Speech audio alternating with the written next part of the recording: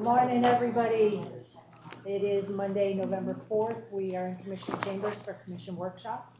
I'm Vice Mayor Debbie McDowell, and with us is Commissioner Carousel, Commissioner Luke, Commissioner Emmerich, City Attorney Slayton, City Manager Lear. You can't hear us? That's what I was wondering. Yeah, it sounds like it shut off.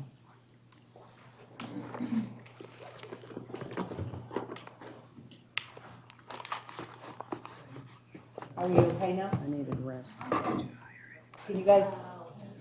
you hear us better now? He's working on it.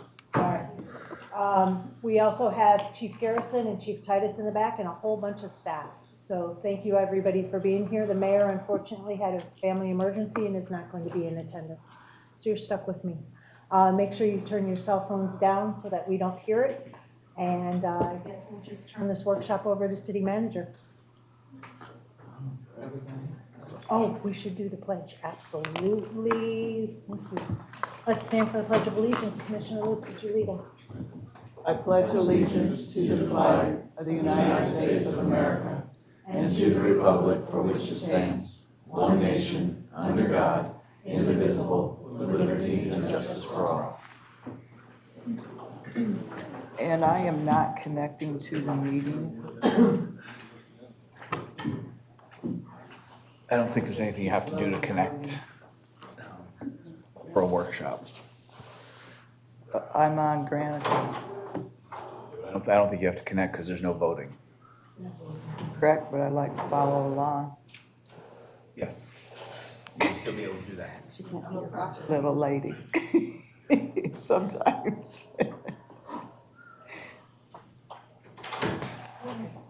Ooh, whoppers. I move to approve the agenda. All right, motion on the floor to approve the agenda, seconded by Commissioner Luke, seconded by Commissioner Emmerich. All in favor? Aye. Aye. The ayes have it. Ayes have it. All right.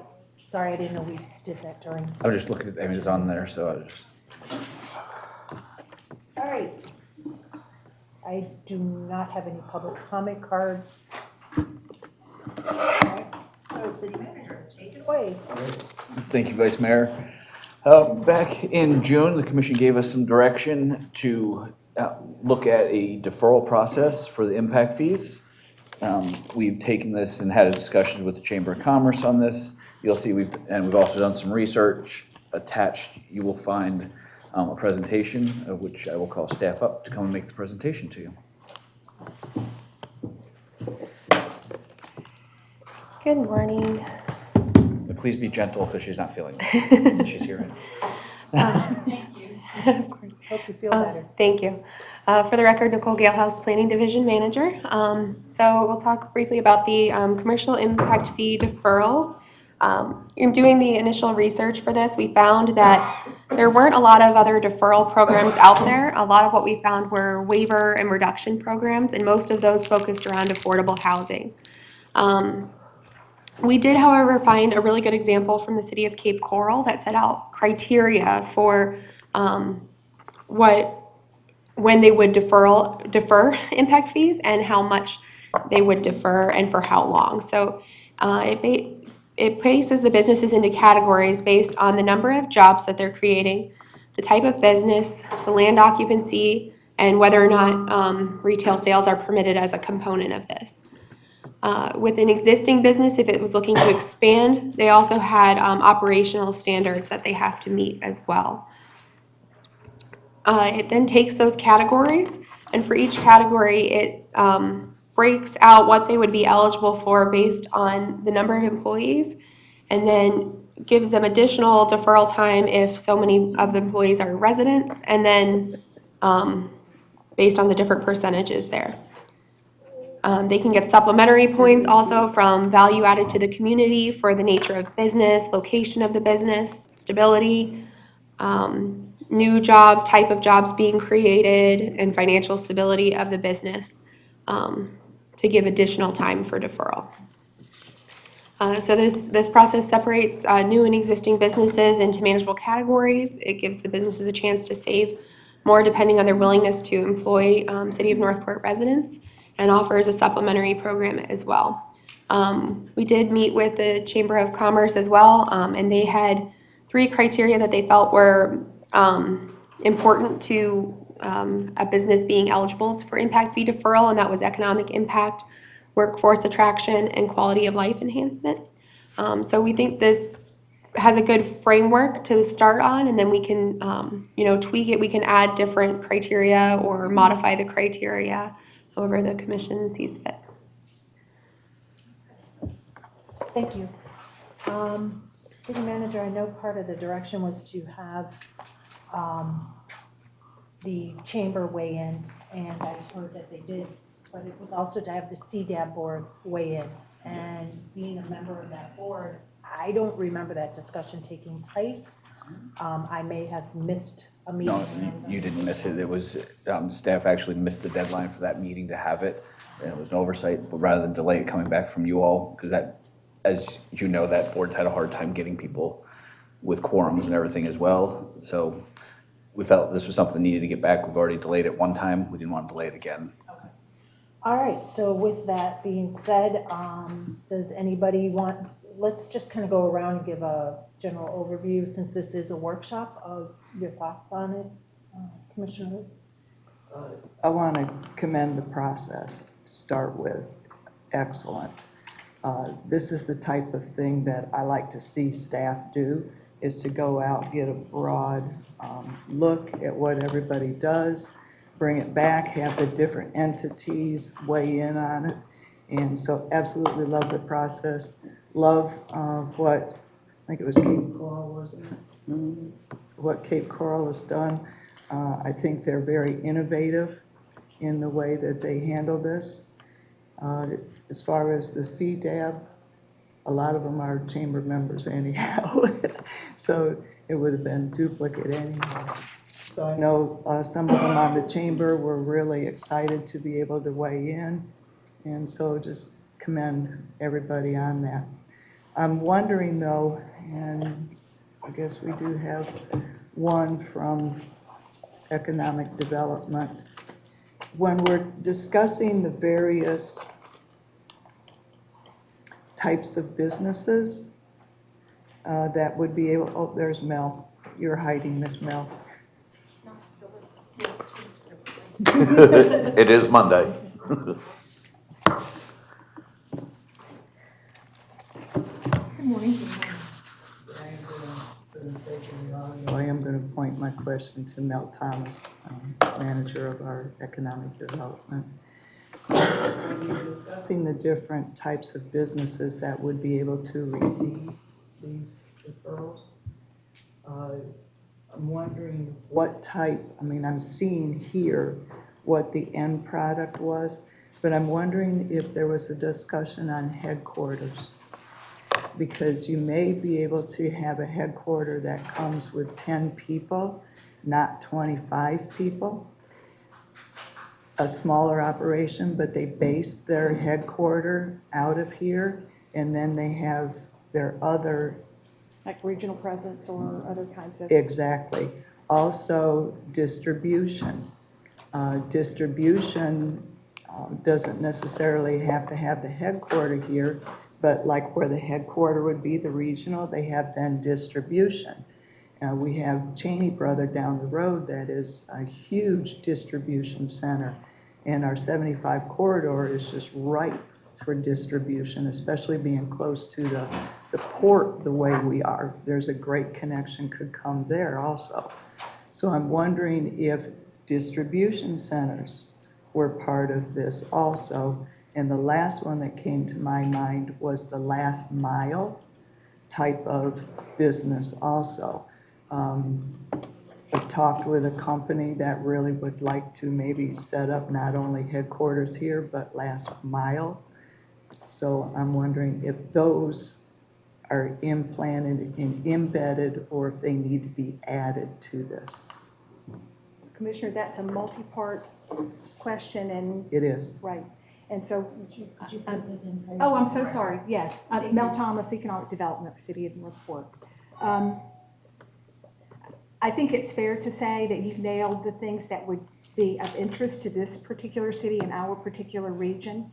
We did not find, to the best of my knowledge, any good practice information regarding that, but it is not to say that others didn't have similar, if you will, targeted industries that they had pointed out. If you look at the Cape Coral model, for instance, theirs is very focused on residential jobs.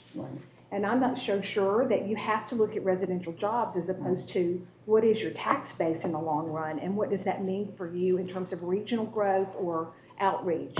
So, excuse me, I would have to say that because we are largely capable of handling a small corporate enterprise, I would not say we're going to be, 4 stories high and however many millions of square feet.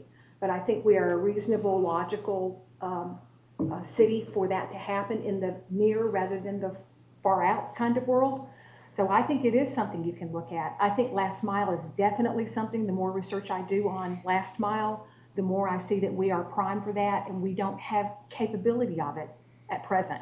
So you need to find a way to structure your revenues such that they entice and not expel the possibility of bringing those kinds of companies to bear.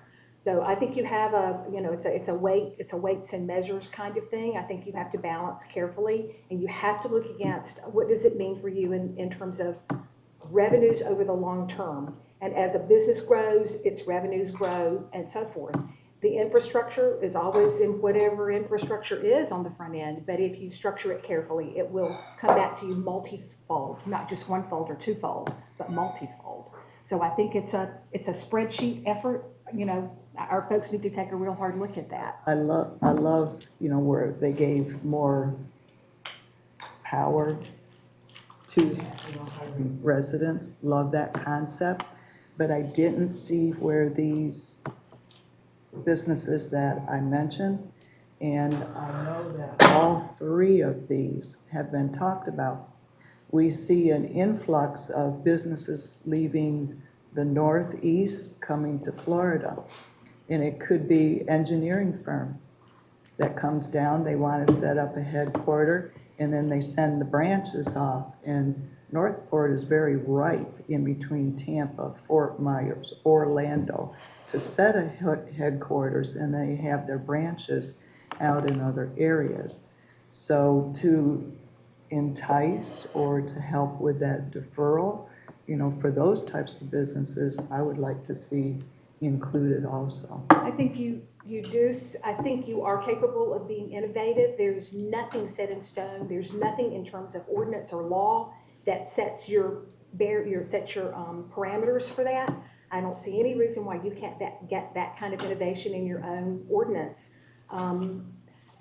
Finally, I don't think the chamber spoke to that because they were thinking from what are they currently doing? What is the expectation of growth or expansion currently? What's currently hamstringing them? And it was mostly from a construction point of view. It was mostly construction people. So they're not thinking industry oriented. They're thinking shovels in the ground. Well, I'm coming also from being a board member of the Sarasota County EDC, and you have those targeted industries. And so these are some of them that, are in those lists. So I look at it in a broader view than just the narrow home base. So I don't want to pinhole this to just what is stated. I want to be able to collaborate with those targeted industries, with the county, and at home. Yes, ma'am. Mr. Pearson? First of all, I couldn't agree more with Commissioner Luke than, because I believe that was kind of the intent, was to have the targeted industries and then line up what the incentive program would be for those targeted industries. It's a matter of getting the goals of what those industries are. One of them would be corporate headquarters. I think that's a great idea. And where? Because I think that the location and the types must go together. I love how Cape Coral focused on workforce, but I think that's only a small portion of what we in the city of Northport need to focus on. And that's just my humble opinion. I think we need to diversify more of our economic base in commercial areas versus just honing in on who creates the most jobs. Yep. So that's just throwing that out there. Agreed. I don't know if it's now that we go through to determine what those types of, I don't think we have enough information to figure out what the targeting industries are in those locations that are available. I think we need to have a whole lot more information on that before we can make those priorities. But just a real quick question, how is Cape Coral doing with this program? I mean, how long has it been in existence, and are they seeing it actually making progress? Because I understand workforce is really difficult to keep, to get, and as someone who's in it, I can say that we have found ourselves now at the point where we have to create workforce. Yes. We have to educate folks, teach them the trade that we need, and start doing that more versus just assuming that those who know the trade are going to come in and work it. So now we have shifted our focus to the teaching side versus employing those who already historically have the foundation of whatever that trade is. And it's very difficult. Especially when you're on a deadline of, seasonal performances and large-scale commercial building development. But I think that the learning aspect also needs to be implemented somehow within these programs, because if we don't start getting younger folks invested in becoming a workforce, at some point we're going to have no workforce, and none of these things are going to get accomplished. So Yes, ma'am. those are just kind of some of my thoughts on it. If I may. If I can respond to your wealth of information there. Absolutely. And Nicole and I were just having a discussion prior to starting this meeting, and my comment to her was, while I love the fact that we want to hire our own people here in Northport, we should really be more interested in the level of that pay for a person who comes to Northport for a job. So they don't address in Cape Coral percentage over median average wage. So I think that's something you should consider, and I think it should be more than 115%. I think you ought to aim for 125 to kind of encourage businesses to come the kind we want, the kind that are going to kind of lift the boat for all folks. Those are the kinds you're talking about. Those are the targeted industries that the state of Florida and the county of Sarasota have adopted as targeted industries, corporate being among those, fintech, biotech, anything in the cloud tech, healthcare, aeronautics down the street from us in Charlotte County. It's a natural bleed for us. There's no reason why we shouldn't aim high and get exactly what we're looking for. In that process, you have to address the skilled workforce. And we do not have at current what we need to address all of those workforce skills. I am a college educator, retired. I don't believe everybody needs a college education. I think the skilled workforce is a completely different thing than it was when I was coming through school or when my children were coming through school. And now as we approach technology being done from any place, anytime, anywhere, we need to present those opportunities for our students here in Northport to make it easy access. I would like to say that I think we in economic development are being very proactive to entice educators both at State College of Florida, at USF Sarasota Manatee, and we're pitting them against their would-be competitors down the street at Fort Myers and in places south.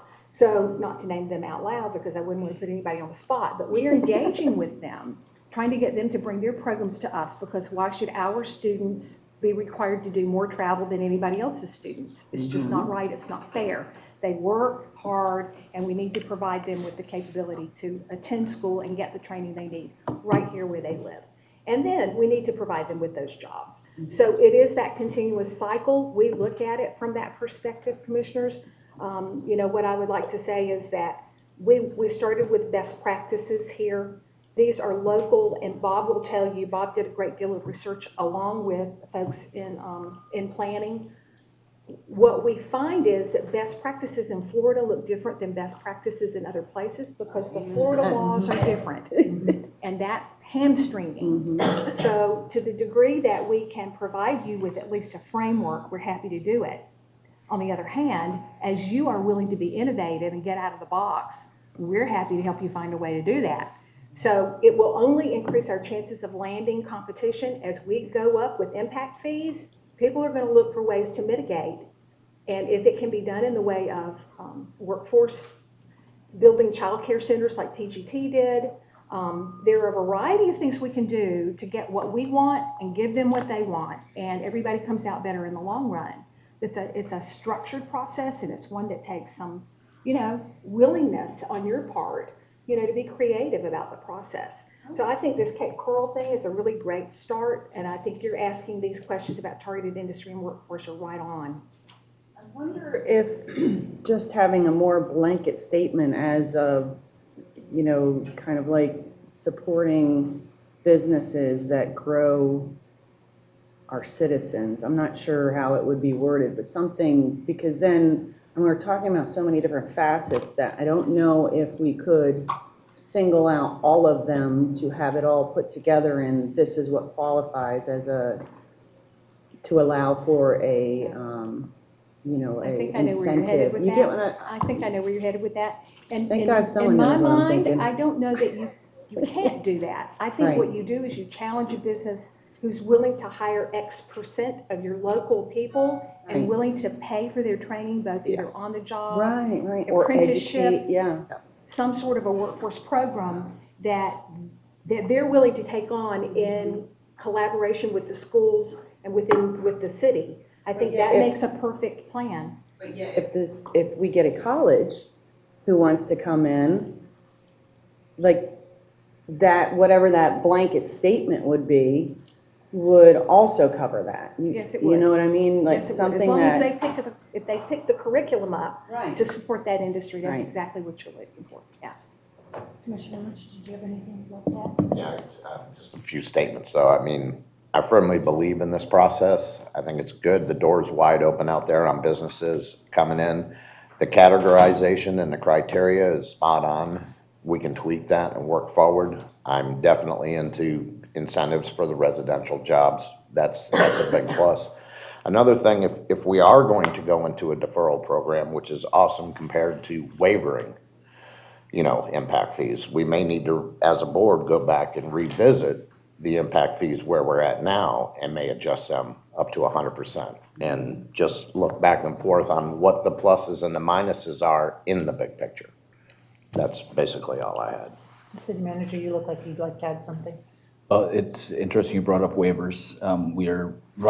We do have waivers mentioned in our current impact fee ordinance, but we have never had a process in place for it.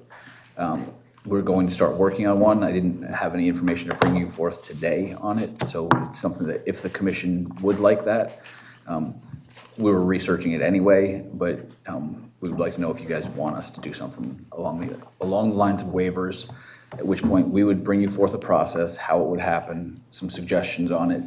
We'd also need to define, what types of entities would get that, but this is all information we would bring you back in the future. They say we've never, as long as I've been here, waived impact fees. We even charge ourselves impact fees for our own projects.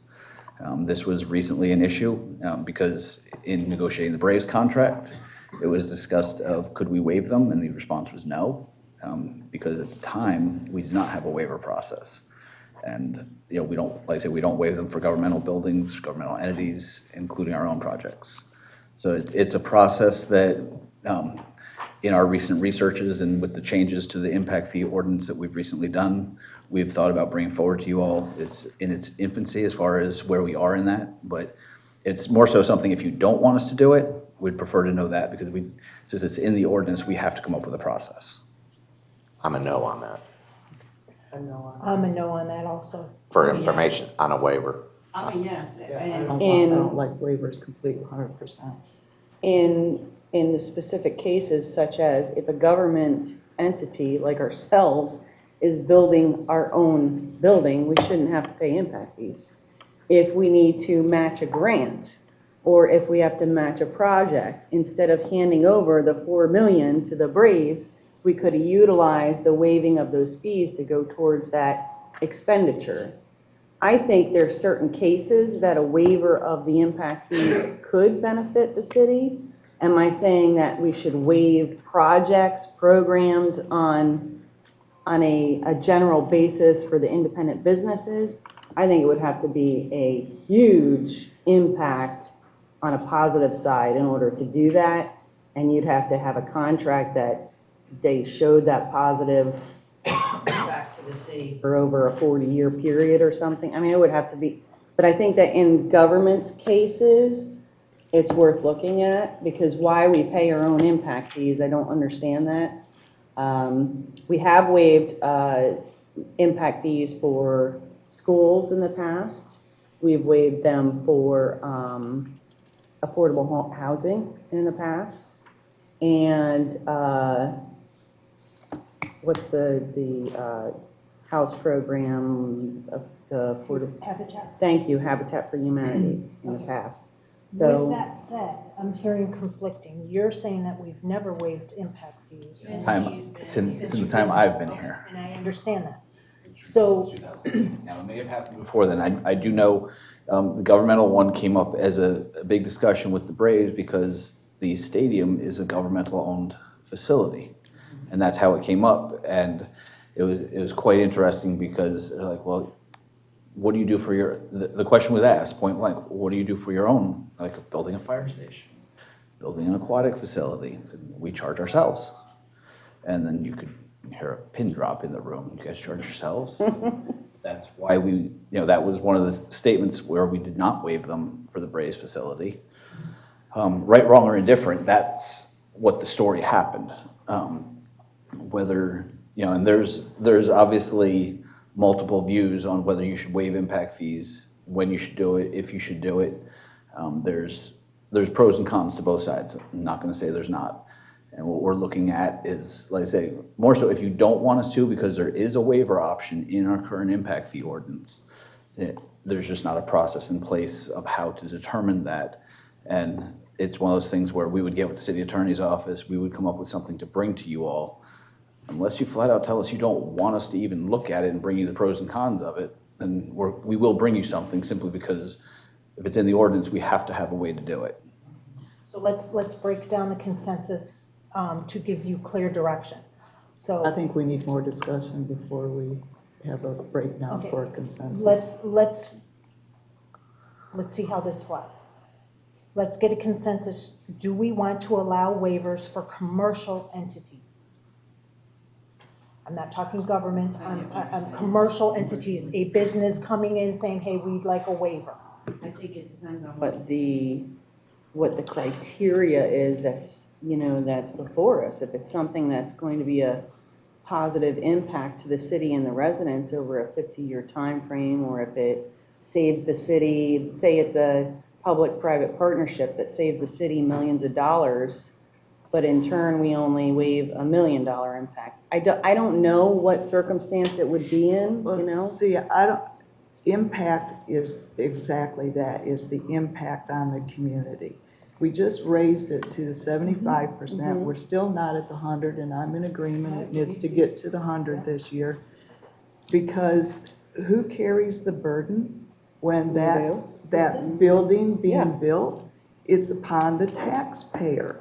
So the impact needs to be paid by whatever entity. And we're not any better than anybody else out in the community that builds a building. We need to pay the impact that we're going to have upon the community too. It's fair, it's equal, it's just. Now, we've got other ways to help affordable housing, to reduce it, to put it out on a plan. I mean, we're talking about deferral right in this meeting. So there's other ways to address the impact.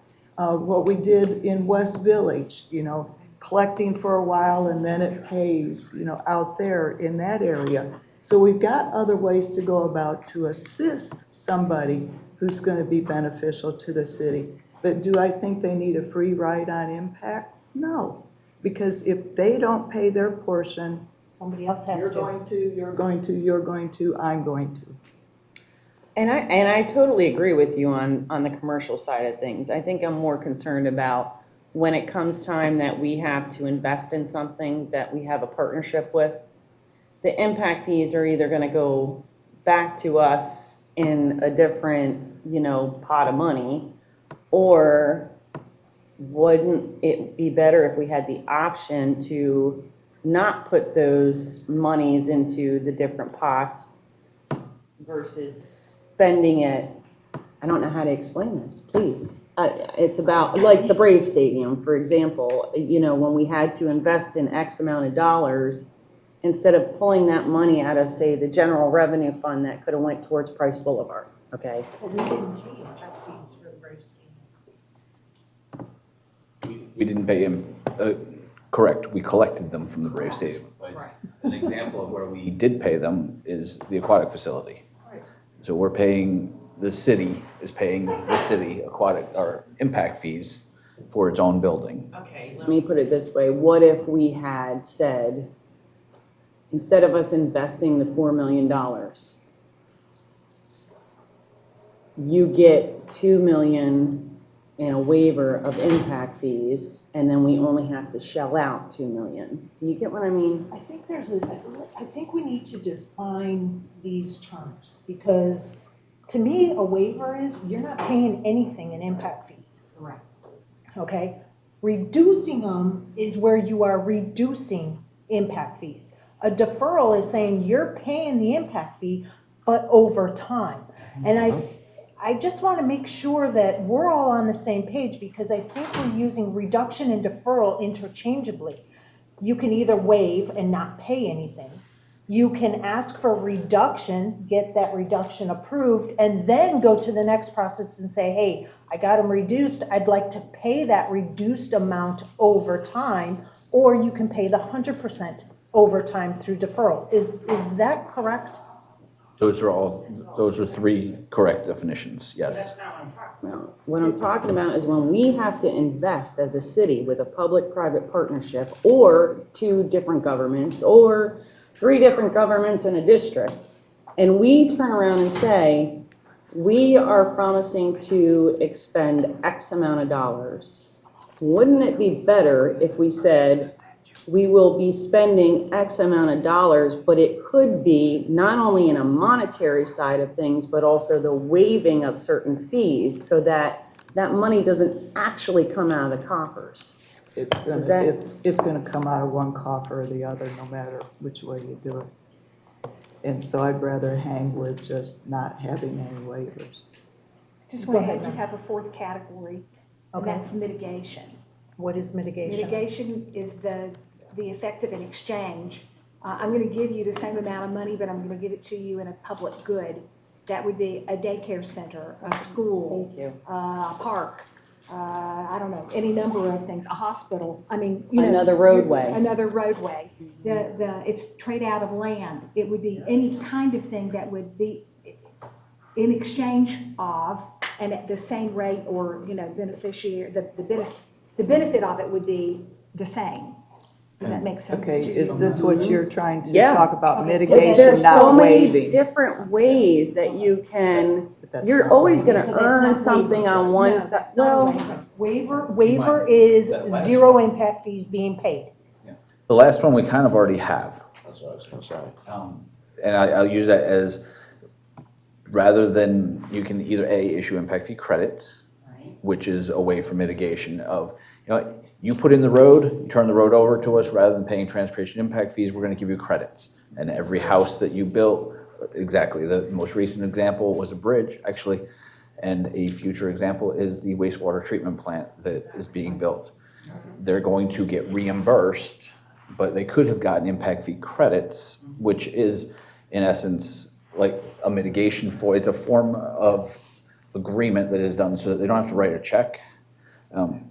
Realistically, the Braves thing could have been done that way as well, to where we could have said, we'll contribute $4.7 million in some form.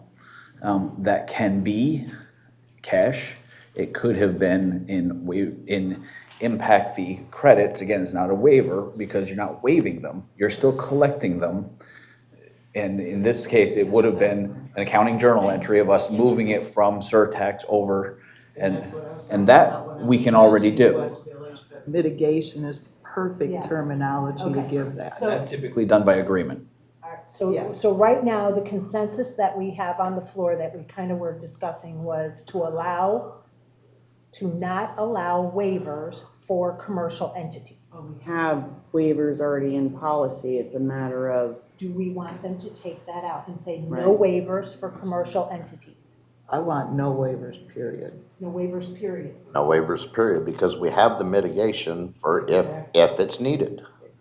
So, I mean, that's where I'm at. I hate to tie our hands. I really do. I hate to tie our hands because But how It are could we? be We've got that- waivers. I mean, we've got the mitigation, we No, I have the understand that, deferral, but we what have if the in 4 reduction. years that we find that waiving, see, the reason why I'm a little concerned is because of the new criteria that came down on how you're allowed to use those impact fees.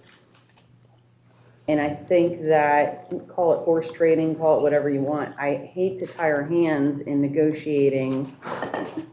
I'm Those gonna say no, waivers. we've got a 3-to-1 saying no, Yeah. no waivers, at all, period.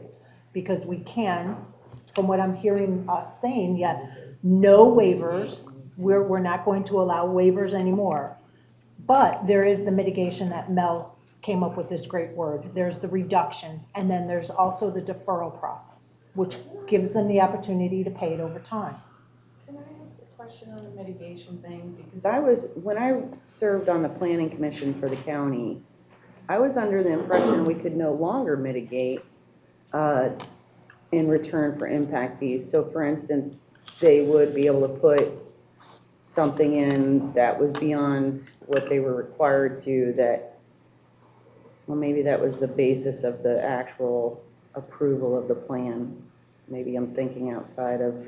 It's normally, it may not be actually called mitigation, but just like was brought up with the bridge that's being done for the Sable Trace, they're going to get credits in essence, which is, like I say, a form of mitigation. They're going to build something so we don't have to, and therefore they won't be charged, they won't be writing a check for impact fees. Outside of the scope of their area. So for instance, if West Villages says, listen, in return of us paying X amount of money for, say, Parks and Rec's impact fee, what we will do is we will actually build a park out on the east end that will serve as a regional park. Would that be possible considering that impact fees have to serve, or at least the majority of them, serve the general populace area of that impact of that development? I don't know. I would argue that you can. It's maybe more of a legal question. I don't know if Amber has an opinion, but the reason I would say that, I do. Because in essence, they're building a park. They're making the argument that it does benefit their area. Because of the fact that they're building it. And they've already come in and said, we believe this is, meets the definition of that. Trying to think of all scenarios that would possibly come up, but that's impossible. I don't know that we've had one where there's not the direct tie. I know that Benderson did a lot towards Toledo Blade expansion. It was obviously tied to all of the development they did out there. Sable Trace is building the bridge that is right in the front of their building. I don't, off the top of my head, can't think of one where it's been, I'm gonna build it on the opposite end of town. But if you're gonna make the argument that it's a regional park, they're getting a benefit, because they're part of the region. Okay, so You have your 3-to-1 Is anyways. the consensus clear before we move on? Okay, fantastic.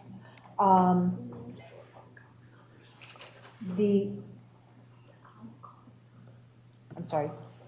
A couple people that wanna ask a couple questions that are on some of your boards, or the chamber and Chamber and CDEP. CDEP. So I asked them to fill out a public comment card. I see them both on the board. That's why I wanted to double check that this is, What chamber and CDAP? thank you. You're welcome. One for me, and everybody else is streaming because we will need to be very careful. While they're filling out their cards and stuff, I like mitigation. Mitigation shows that they have skin in the Skin in the game. game. They they like the city, they want to invest in the city, and they're willing to do so. Anybody who wants free, I mean, red flags fly up everywhere. Where is their skin in the game? Where do they really state that they want to be here, want to be part of it? I mean, the free stuff, You know, Commissioner Luke, thank you for rephrasing it that way. I think you're right.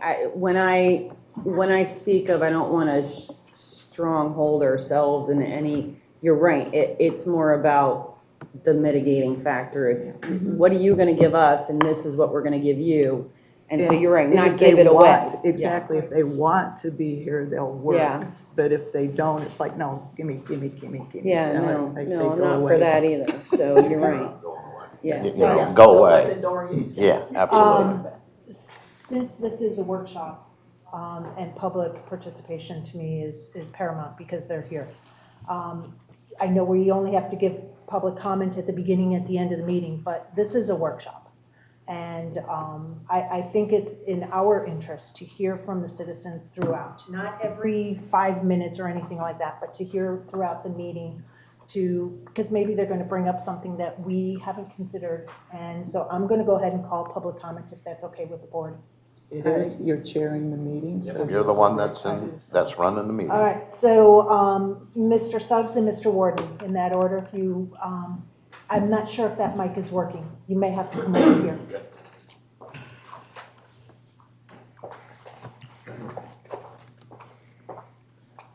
My name is Rich Suggs. I am a member of the Northport Chamber, also a resident here in Northport.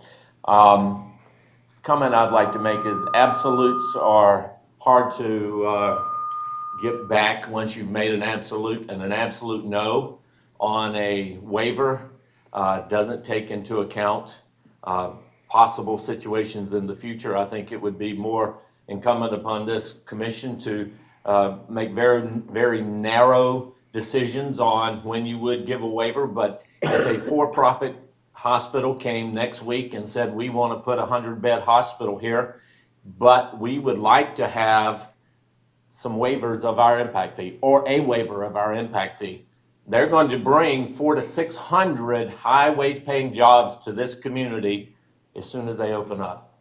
There are 600 Northport residents that work at SMH in Sarasota. So now we're talking about not only hiring our people, because there's over 300 that work at Bayfront in Port Charlotte. We're not going to have to go outside. We have people that can work right here. What if a for-profit educational university came here and said, we would like to put one right here? We're talking about we need education for workforce. And for you to just say no without thinking it completely through and leaving the option open somewhere if a great opportunity came, that yes, we'll talk about it. Now, you can have an exception brought before the commission, but perception is still key. When you're looking at people coming here and they say, well, nope, they've said they're not going to talk to you about a waiver. We had a real estate summit just this past Friday where we had the professionals that do site selection sit right there at STC and tell you that some site selectors still look at incentives. And incentives are key with everything else equal. If you're going to not allow certain incentives, you are already taking Northport out of the trip. They're not even going to look at us. So I would like you, not saying we need to write checks, but don't leave it as an absolute no. Because guess what? There's always going to be that time you say, man, that would have been a good idea. But you've already sat there and said in public display, no, we're not going to do that. Thank you for your opportunity to talk. Thank you, Mr. Suggs. Mr. Warden?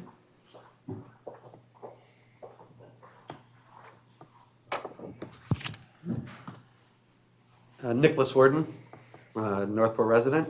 Rich hit on pretty much everything I wanted to say. But in absolutes, the term that is very important to us is this is for the future, not just for today.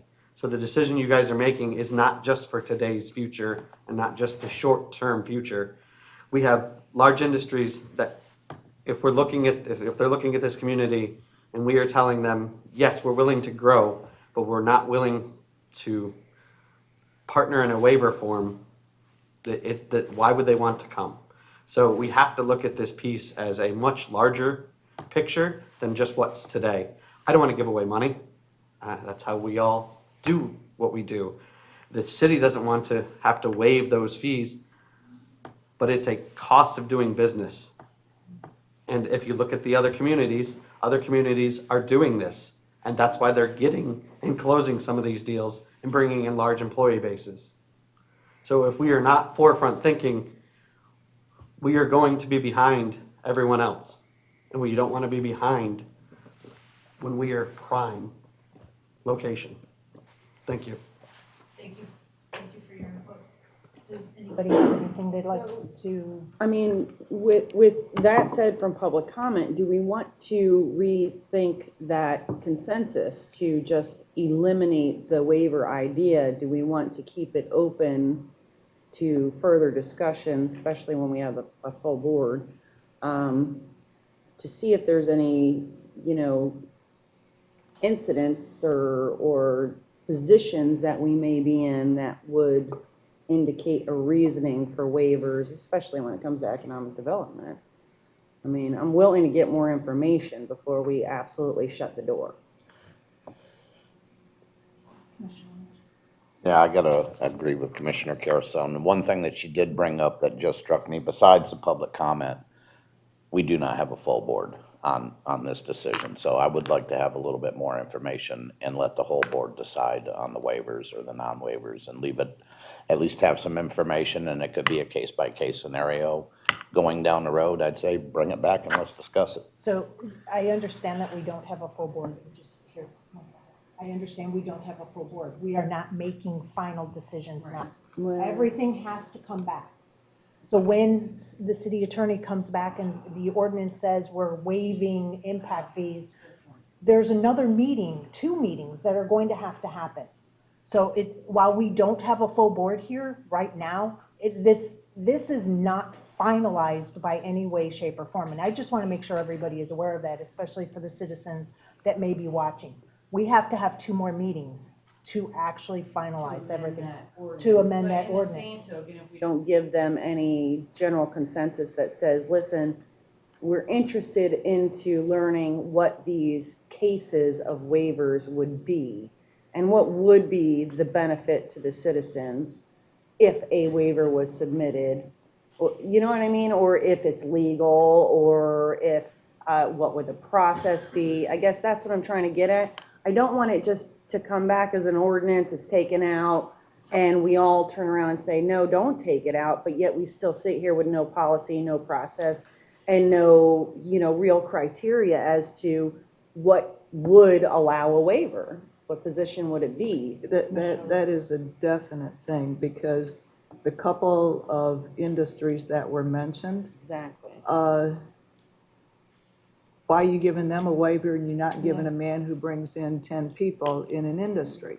You've set a precedent that you're waiving these millions, potential of millions of dollars, but this guy's got 20,000 and you won't touch him, and that could be, That's the legal side, yeah. exactly, that could be a family that has been established in this Could be the city for. future PGT. Exactly, and so you're picking and choosing who you want to waive this for.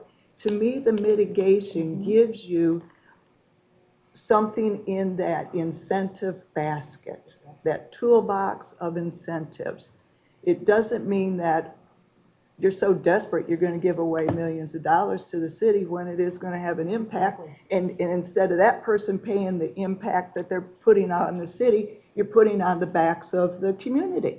They have to take care of those roads. They have to take care of those signals instead of the person who's actually driving it. And trust me, they're going to end up making money too, or they won't be coming. So we have to think of this rationally from all angles. And what's good for the goose is good for the gander all the time. And once you open that barn door for free, If it's free, it's for me, baby. exactly right. So, yeah. city I manager. can't go there. And then, I think you guys kind of hit on it, at the end of the day, we have to bring you something. We have a waiver and reduction or language in our current impact fee ordinance. We don't have criteria. We don't have an ability to sit here and say, if you're going to bring 5,000 jobs, there's, the number of criteria are limitless. It's however many you want to put in there. We don't have anything right now. All we have is, there is a waiver and reduction ability in the ordinance. What does that mean? So either that has to come to you all, or an ordinance has to come to you to eliminate the waiver and reduction process. Either way, something has to come in front of you all, because we have an ordinance on the books that we can't move forward with a portion of because we don't have anything on it. So that being said, we have options. We can bring you something to the commission, because it would require direction from you all, that says, here's the pros and cons, here's some criteria that you might want to if you decide to keep this, or here's what we would need to bring forward to you as an ordinance to eliminate it. Doesn't have to be an item that is an ordinance saying eliminate, or an item saying here's the criteria. It's something you could have as a discussion as a commission at a commission meeting, where you can give direction, where you can have conversation. I mean, you can have a conversation here, but you can't vote in this item. So I feel like right now you may not have all the information you need to make that decision, but since it was asked, that's why, like I said, we're not ready to bring you either right now. The easy one to bring, obviously, is to eliminate those two things. That's an ordinance with some strike through on some language. But if you'd like the additional information on what might be a good idea, and we, think you know me well enough that you're gonna get the pros and cons. And the pros and cons are, in some aspects, a matter of opinion as well. Is it a good idea to waive? When Cheney Brothers came in down in Charlotte County, they provided all kinds of incentives. They also brought all kinds of jobs and all kinds of economic development. You have to balance those two. And is it a good idea? I'm not going to judge one way or the other. That's not my role. Whether or not we want to do that is something that is a policy decision you all will make. But I have to bring you something one way or the other. And the only reason we're having this conversation is somebody asked about what will we do in these. And I wanted you to know we don't have what we need in place right now. So something has to come.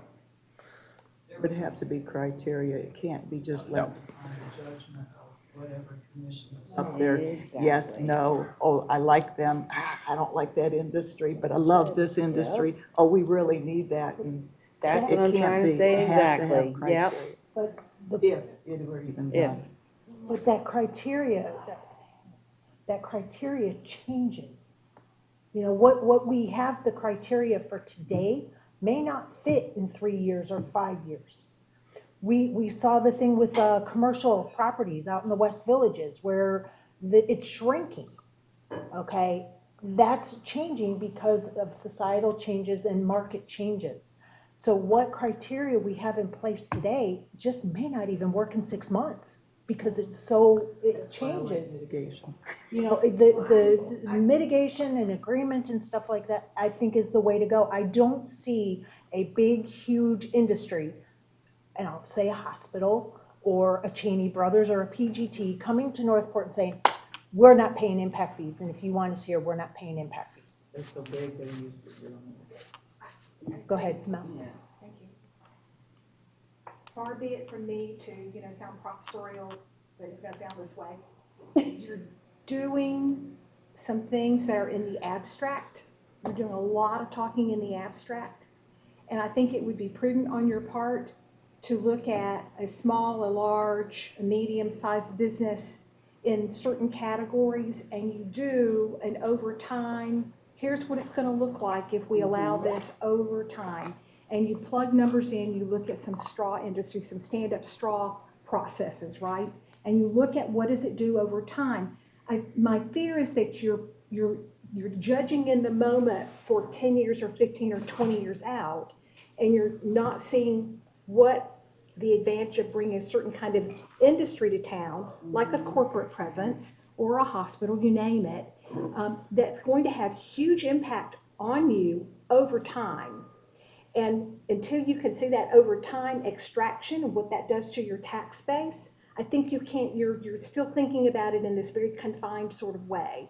So I would really love for you to try to plug in some variables and see what that looks like, as opposed to talking in the abstract. Who's Because, going to bring that back to us then? well, I think that we can do that for you. Where are we with this economic development strategic plan?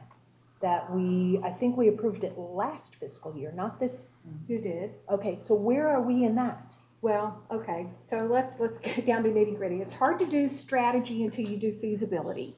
So you can't go out and produce a strategic plan for something you have no idea whether it will work. So you had even in your old strategic plan, you had certain industries and certain things that still stand today as possibilities for Northport. They are clearly in line with the county's strategy, they are clearly in line with Florida's, and they make sense for you here, okay? So it's more desirable for us to do a feasibility going forward. A feasibility difference? feasibility says, yeah, what you talked about wanting to come, what you're wishing for, and what there are industries out there to do, can we actually go out where we put dollars to influence them? They're gonna come here and be successful. Can we really recruit them? Do we have the ability to put them in a place? Does planning and zoning actually have a way to incorporate that business into our land trust, right? We don't know that. We haven't tested those things.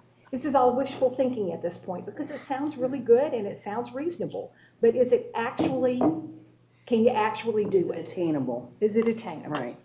And so that's what you've got to work on next, and we are not at that. We need to be getting a feasibility study done. That 50,000 did not get used last year. It's just, I guess, I don't know where it goes. Into It rolls some over. black hole, I don't know. Okay, so the $50,000 that was in the 18-19 budget, did that stay earmarked? Because it's operational money, we don't, unless there's an actual contract in place, it goes back into fund balance. If, And we didn't put anything in the budget for this year then for that? No, we can because I thought it carried. reappropriate that money, We tried. but through a process. And so we can add it back, but right now that money is in fund balance. It rolls into fund balance. That's part of, as we had conversations during the budget, anything that's unspent goes into fund balance. We don't typically know what that number will be Can until. we get that placed on an agenda for Yeah. us to discuss? I really thought that, something like that, because we had spoke at great length to make sure this was a top priority. And because it was earmarked, whatever your terms are, Mr. Accountant, with the name that we're going to do this strategic plan, feasibility study, whatever, that even though it didn't happen in that fiscal year, that it just went, okay, well, we're gonna do it in 1920. And when I checked 1920s, I didn't see anything in there. And I went, okay, well, then it's still there from 1819 carried forward. So it's good to hear that it didn't happen that way, so that way we can get back to working on it, because it sounds like right now you're not working on it. We had, well, of course, we're always working on it. No, I mean, as far as the feasibility Right. study If we want an outside consulting group to help with this, and I think that's always your best bet because it takes you out of the framework. It becomes about the city and not about personalities or Exactly. jurisdictional issues. Political. Right, exactly. So, yes, and we did work with Frank and with Jason and city manager to make sure that we could access that money in this year's budget if we needed to do that, or if you guys approved of it. So that's always been in the thinking. We just didn't want to get cart before the horse because a strategy with no feasibility is backwards. That's what we've been doing for years. It is. Correct. In You're fairness, when Mel started, she and I had the conversation about that we could have gone forward, but Mel came to me very early on and said, we need to reverse the order of this so that we stop doing things backwards. So can we get a consensus to have city manager put on agenda item together for this feasibility, economic development feasibility study? Yes. Or whatever it's, Them, if they, I mean, does economic development feel that it's appropriate timing to put the money back in? Oh and- golly, yeah. Okay, then yeah, I'm all right with it. I mean, I heard that we were Yes. kind of, I'm good with that. Yes, and I have to say, with ULDC coming out right now, the It's probably closer the we best can one. get to aligning those two functions, Yeah. the better we all are. Because if we forget something and they don't add it in the ULDC, that's, again, just hamstrings us. That's not a good thing. Then you're right back at the, what do we do now thing? And we don't want that. So the closer we can align our processes to ULDC and the rewrite for the comp plan, the better off we all are. Mel, thank you for your wisdom. Yes. Okay, so since we cleared that up about the economic development strategic plan, now I have to ask, where are we with the impact fee, mobility fee? Because that was supposed to be done in 1819 also, and Transportation mobility fees, Yeah. yeah, Where's yeah, that? that's right. The impact fee study is underway. I actually, while we're sitting here, asked the consultant for an update, so I should be having a. It went through the requests for letters of interest through our consulting library, so the contract did not have to come before commission. okay, so is that money already? It rolled over. It was an active project, so that money rolled over. How is that an active project, but that wasn't? Hers is an actual contract, it's an agreement that's out, there's a PO issued and POs can roll over. In this situation, we don't have somebody out there working on it. There is a huge difference actually in the two. One is. I don't see a difference, so I know, that's why I that's need you to help me I'm in the process of understand explaining it. that. So One's in progress, one isn't. if we have a vendor out there working on something, just because the year end doesn't mean we want them to stop working and all of a sudden lose the ability for everything to happen. And we have multiple projects like that roll over from one year to the next because they're actively being worked on. There's a vendor working out there. We have an agreement in place, whether it be a purchase order or an actual contract that came before commission and is signed. Those items roll over. Money that there's not a vendor assigned to, we haven't hired somebody, we don't roll that money forward. And I've had this conversation with the commission for years, that we don't roll money forward from one year to the next unless there's a PO or a contract outstanding or a project, those three things. I sure would have liked to have seen a conversation to get a contract or something going for this economic, because we're a year behind now. No, you're not. No, We're not? No. Okay.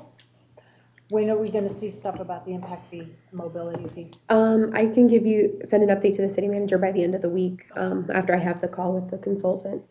And the mobility fee is part of the mobility plan, project, and the RFP team met and chose a consultant for that last week, so that contract should be moving forward and coming to you all shortly. So we'll get an update And that- early next week from the city manager. And economic development was included in that process. Thank you very much. That was a group, that was a thing. So we're talking about, I just want to be clear, talking about two different things. The impact fee study is a study on all impact fees, correct? Excluding transportation. Excluding transportation, And including affordable housing. Yes. okay? Did we ever get anywhere with the environmental impact fee that we had discussed many months I've ago? asked them to look at that as well. Okay. All right, that's good news. All right, then there's the mobility fee study, which is completely separate, and the reasoning why our transportation impact fee study portion is being not a part of that, correct? I just want to clarify for everyone to But I understand. thought they were supposed to do a comparison so we could see which is the better method. Is transportation impact fees versus the mobility fees, so we could see that. We brought back a comparison and got direction from commission to move forward with a mobility fee study.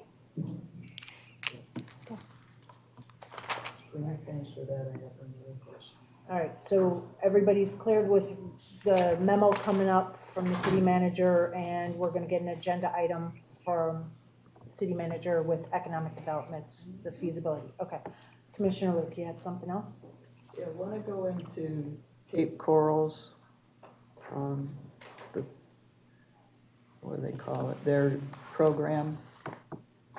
When I was reading page 2, it triggered something within my brain. Let's say, page 2 of the one I was reading. Of their No, program? Of their program. Okay, thank you. If you defer impact fee, and they somehow don't do their end of the agreement. It talked about that they had to pay immediately. I mean, it was this immediate, they were no longer deferred, they had to pay everything at that point in time. What makes them do that?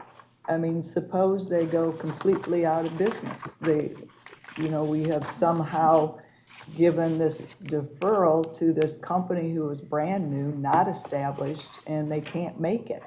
I mean, within 4 years of their 10-year deferral program, they go belly up.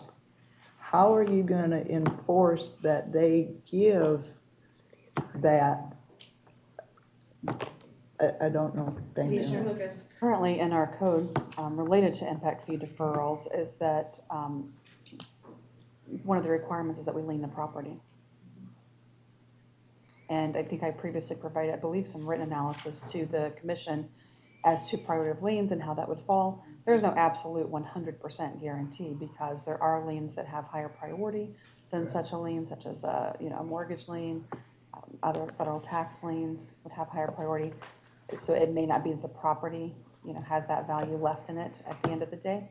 But in addition to the contract and a potential breach of contract suit, that this is one of the provisions that you previously adopted into the impact fee deferral portion of the code.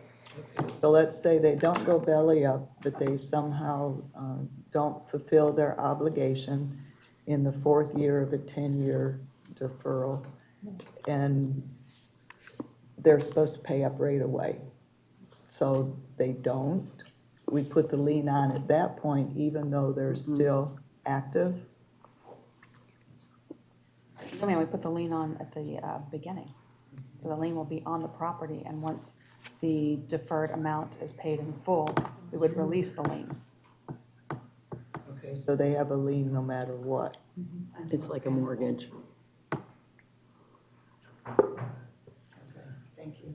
Liens work first come, first served, so we want to be in there Right away, right. front, right in the front. We're the first After ones. those that have superiority. Yeah. Okay, thank you. The Cape Coral one allows for more than 3 years. Our code right now for deferral, which is they pay the impact fees over time up to a maximum of 3 years. Cape Corals has 4 years, 10 years, something like that. That's too long. Right, again, this was provided as a model, and we can tweak these Right. rates, or time frames.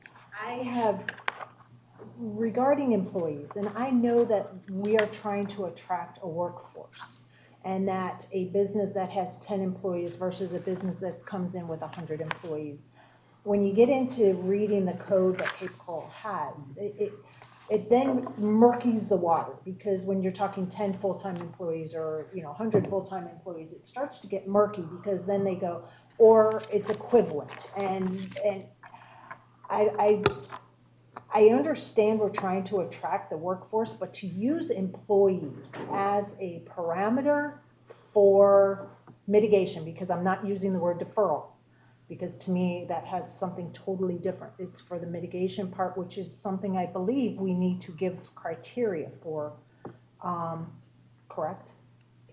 I saw your face kind of, Whether we get we will bring you, just like we did with this, sample criteria. I'm not asking you all to give us the criteria today. I thought that's what the purpose of this was. For the deferral, not for the waiver But or the reduction. deferral's already been discussed. We already approved it. 3 years, $100,000, $1 million, and And who gets it? Yeah, the anybody that applies for it and the commission approves it or not. Yes, but what we talked about at the meetings from when we first began discussing deferral, the time that you adopted what is currently in the code, is that the more criteria you put forth, the more sound your legal position is going to be. Because once you begin to give it to applicant A, who might be, like you were saying earlier, a large corporation that's bringing in a lot of jobs, and then you don't give it to applicant B, who is a small player with fewer jobs, but then applicant C comes in, and they're a smaller player with fewer jobs, but you give it to applicant C, then you have some discrepancy. So that's why the commission, I believe, directed that we come back with some criteria to help streamline that, to make sure that it was, a clear process. I'd like to speak briefly to the topic of mitigation, just to clarify, Vice Mayor, the word mitigation is not in our code. I understand. So, those are reimbursements and credits as a completely separate section within the impact fee. And there are some parameters already there, and that doesn't mean you won't want to refine them. But I do want to make sure that it's clear that when we're talking about like the Cape Coral model that's before you for consideration, that is for deferral. That's not related to the credits and reimbursements, which I believe are what you're calling mitigation. It goes back to the definition. That's correct, and because- that's why I had kind of a confused look, was because when you're saying mitigation and putting these criteria on it, we didn't put criteria on this, like this on, for example, the bridge agreement. I think this is more for the deferral. And I think it went back to, as Amber was saying, in the ordinance, it refers to a valid public purpose, and I believe the conversation centered around what is a valid public purpose. And so that's the criteria that we're trying to set, is what meets You're that. going to gather all of that and come back to us, and then we can have the larger That's discussion. what we were supposed to do today. Well, this is strictly For the deferral. deferral. And I totally understand you have to have the criteria to this for economic development. They have the targeted industries, they're trying to go out, and so approaching them, this program will be an incentive for them to entice other industries to come into the city. So it's refining what we did earlier. We opened the door earlier. This is refining it, so it's a tool in their toolbox to seek economic development. But as I understand what Commissioner McDowell is trying to get at is that we hopefully have honed in on some things that economic development has kind of focused on, being like upper salary, targeted employees, say clean industry, healthcare, skilled workforce, business types in specific areas, local job creations, education, kind of that, and you're going to get all that criteria, whatever it is that benefits the city, and then those criteriums are gonna come back before us for the deferment criteria in a policy form. Am I understanding that? If I can speak to that for a second, as you're talking, I'm kind of thinking about this chart. Yeah, it's in the backup. So if you were to take the business type here, that's very broad, manufacturers, processes, et cetera, and replace that with the target industries.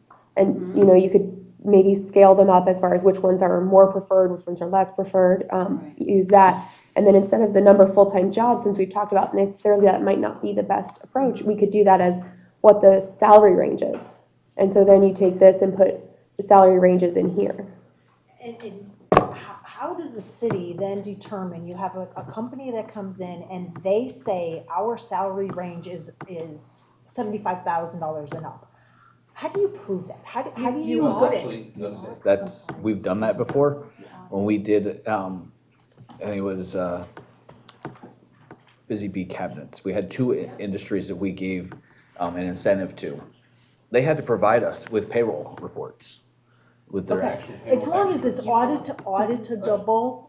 quarterly, they had to provide us with reports. Auditable, yeah, you That's got right. it. That all goes back to the contract. So as the city manager is saying, anytime you give an incentive, whether it's, through an impact fee deferral or another type of incentive, you put benchmarks in the contract and proof that the benchmarks are being met. And if you don't receive that, then there are consequences to that in the contract as well.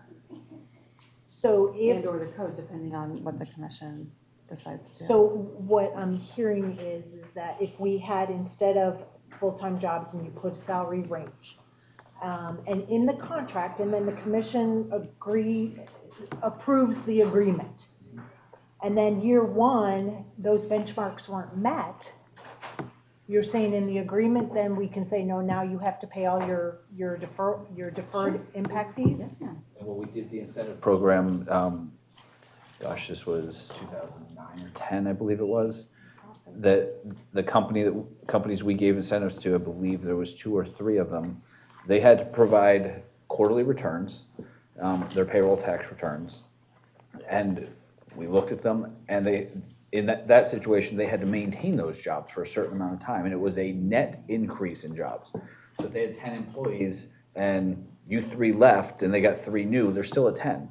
So that hasn't done what they were supposed to do. They had to go from 10 to 13 and maintain that 13. And if they didn't, then they had to give back the incentive that they got. That's very standard for economic development incentive agreements, which is not the same thing as deferral, but could be structured that way.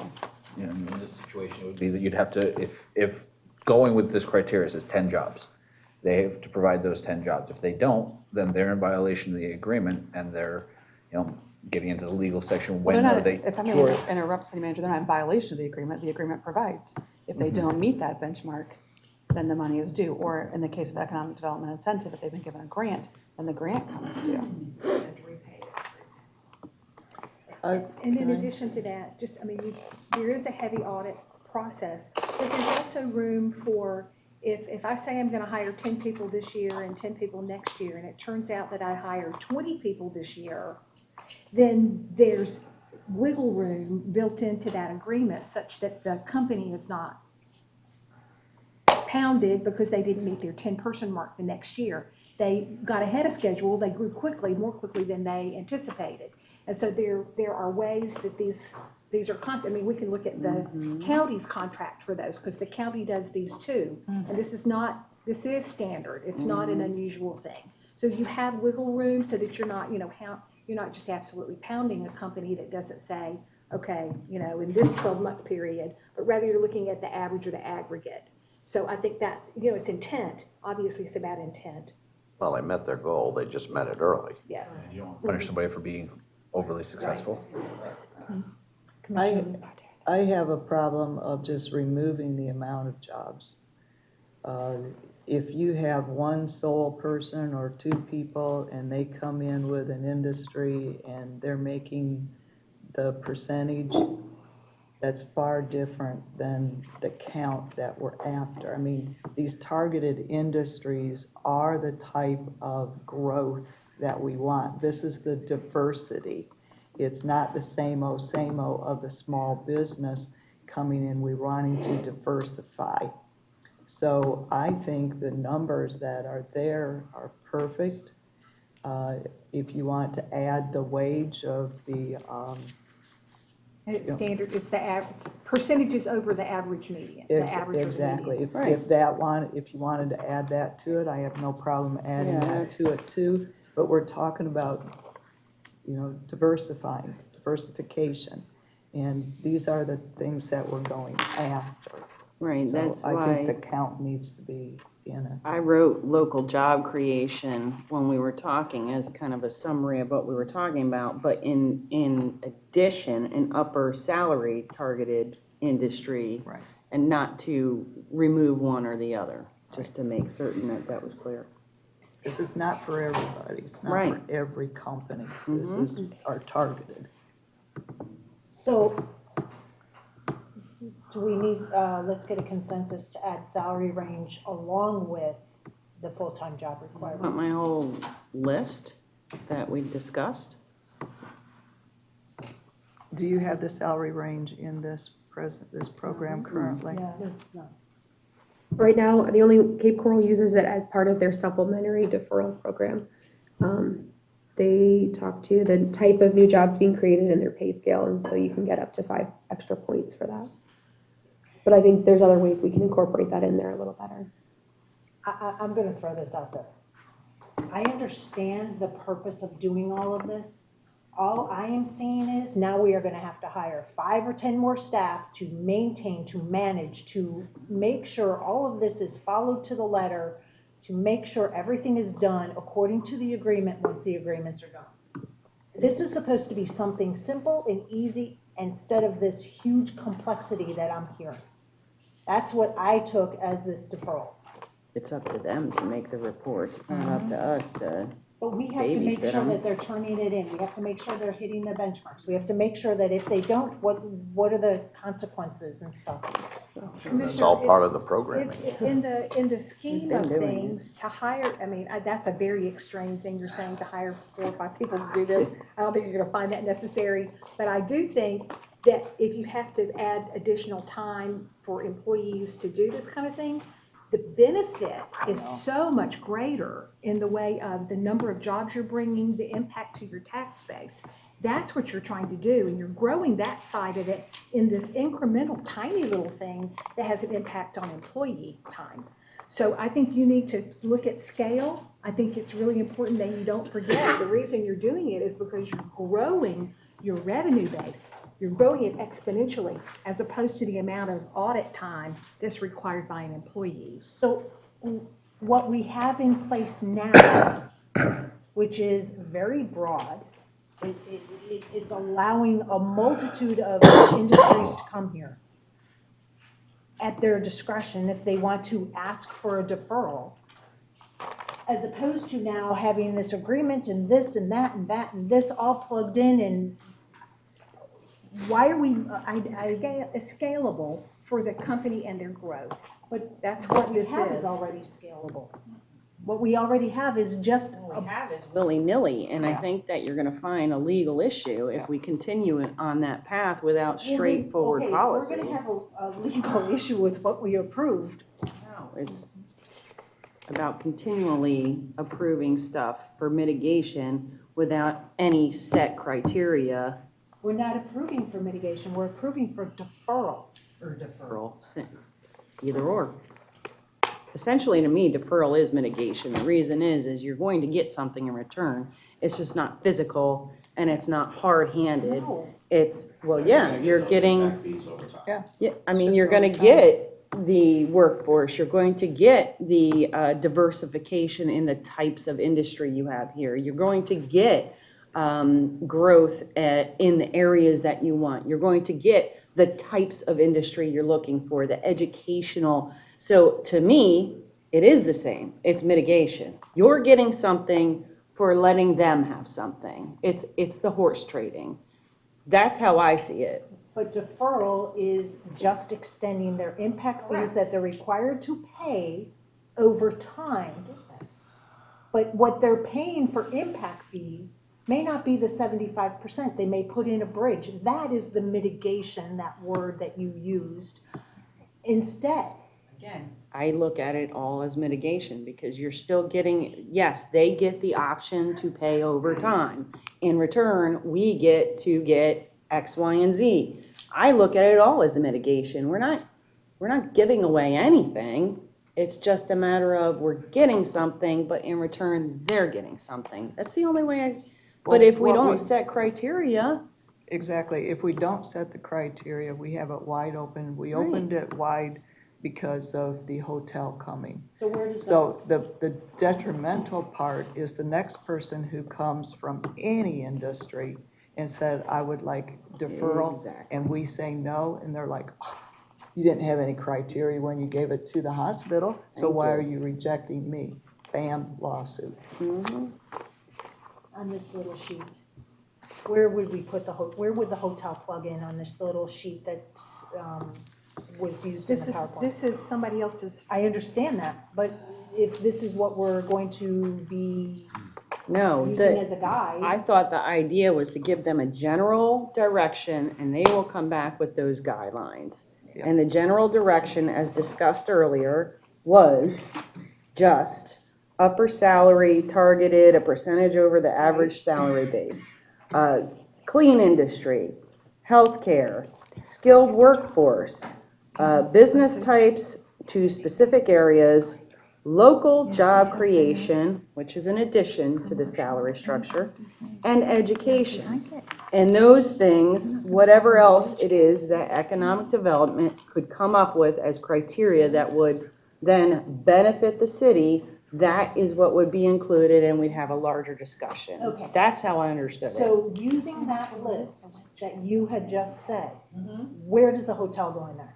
because the hotel doesn't fit. Okay, well, it doesn't. You're absolutely right. Now, we're over here discussing how many people in the hotel. I don't think any of us know that number. Job right off the top of our creation. heads. It's a low wage, Please. it's a low wage Exactly. job. Those are Right, low wage but- jobs on the average. What ticks it up are the numbers of management people or Right. whatever. But I think if you have the proper grid and you see impact for, over time, what does this mean to your economy? I think there are ways you can look at it. I'm not saying hotel fits in this. Exactly. So, but that's the That's whole, why you that's did the what whole you did to point. start with. But I would think that's your say point, though. you have to come back with the targeted industries. If it And falls that's under- where it falls in that criterion. Until we have more information, we shouldn't sit here and create those criteria without knowing those things. That's That's exactly what I thought we were hearing. Here's my fear, and this is why I'm trying to express this concern that I have, is if we come back within 3 months, we'll just say 3 months, we're gonna come back, we're gonna have another workshop, and we'll be able to give a little bit more direction. The hotel comes in afterwards and says, okay, I'm ready to get my deferral, and now they don't fit in this buttonhole. Well, that's, okay. I'm So not- if we give you the list that Commissioner Carrison just read, and they come back with the language and we have another workshop, and we then approve everything, and the ordinance is in place, and then the hotel comes back and says, okay, now I can ask for my deferral because I'm within 30 days of my CO. And they don't fit. That is a risk. That's Depending a on the risk, that's exactly criteria you're right. all set. That's But the that's risk. what started all of this. It is, I'm not gonna deny that, but that's, That's then the reality. what you need to keep in mind is then when you're setting the criteria, if you wanna make sure that your target industry is a hotel and you do cover that you don't criteria them right on out of the process. Well, I mean, didn't we put local job creation? I mean, that, But if you're going to So there is list, if you're gonna list these 10 criteria, Nicole has hold in on. her, I'm sorry, forgive me, sir. if you're going to list these 10 criteria, then, you have to meet all 10 of these, then, and whatever they are, you need to make sure that those are things, if you're gonna say you have to meet 3 of them, because like you're looking here, it's a point-based system is what's being recommended.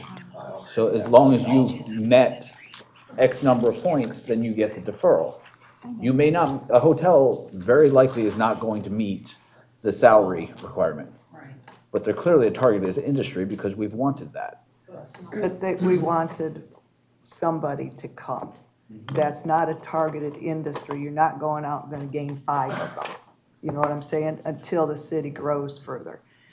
And then it's upon them to come in. So I don't know if it needs to be a targeted industry. But forgive me, why in the world would we go back on our word of Thank what you. we told somebody? Yeah, Even I if we don't see how change that this, would why happen. isn't something put Wouldn't. in right now? Because that's why they're here, is because we did this Yeah. for them. Yeah. So I don't know why 30 days before they get their CO, we're gonna say, oops, we changed that on you guys. I don't see how. And we're not saying that. Yeah, Commissioner, I don't believe that's correct. When the hotel Now, forward, they asked for deferral of impact fees. And when Ms. Buchanan brought that forward, I said, there's nothing in the code that allows that. The word deferral was not in your impact fee code before. So while you talked about this and the hotel representative talked about the benefits to the hotel, this board has not weighed in or voted or received an application and declared a deferral for this hotel. Now, if the hotel had the impression that that was going to be given to them, Commissioner have that impression. I thought we did too. you didn't have the authority to do it by your own code. All we did was approve the code to use the word deferral, and we gave the criteria of $1 million value, 3 years that they have to pay it back, and they have to bring the agreement to the commission. That's it, simple Simon, easy peasy, done. That agreement back, is that what we're It's not because it saying? hasn't been 30 days before CO. I'm saying they came before the commission talking about it. You guys talked about it many, many, many months later. The ordinance came before you and you moved on the ordinance and approved the ordinance. And there has not been an item that's come before the commission since you've had that authority by your own ordinance to grant it. So long story short, we can make sure that that's grandfathered into whatever it is that we put in place. It's not that hard. But the other thing is that, you know, I would hope that other targeted industries, as, you know, determined by Economic Development Department, will be included. And all of that information needs to come back, and then we make a decision in a public meeting. And nobody here has said to tell the hotel no. Correct. We're saying we're setting criteria. If you want to, Criteria is but. where does it fit? Exactly, and keep in mind, we presented this criteria. While sitting here, you've added more criteria. What we're telling you is some of that criteria that you're talking about adding would preclude the hotel. If you want to make sure, when you all set the policy, so when you set that policy, if you want to make sure that the hotel is included, make sure that the policy you pass includes it. But I don't want to set a policy for one business or one industry. You have to look at this as economic development is broad and it's targeted industries, and that's the only way that you can look at it. And I'm not So saying not to. what we're building here with the criteria, or later, building with that, needs to be that broad thing. But by building that broad thing, more than likely, we're gonna be eliminating that hotel from being able to do so. But I cannot not give them what we stated originally, because that is what, I was almost in tears up there, because that guy knew that we wanted him in our city, because we were willing to do something in order to entice him.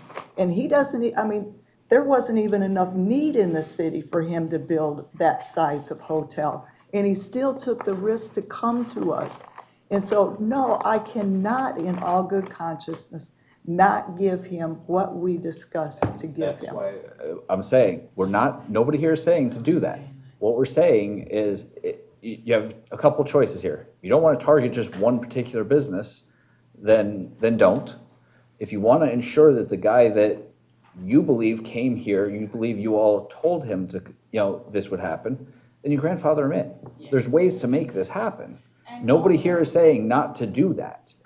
I just wanted, the only reason why I brought that up is if this moves through quickly, because it sounds like this is going to move through quickly. We had a workshop within 3 months on the subject, of course we did. Okay.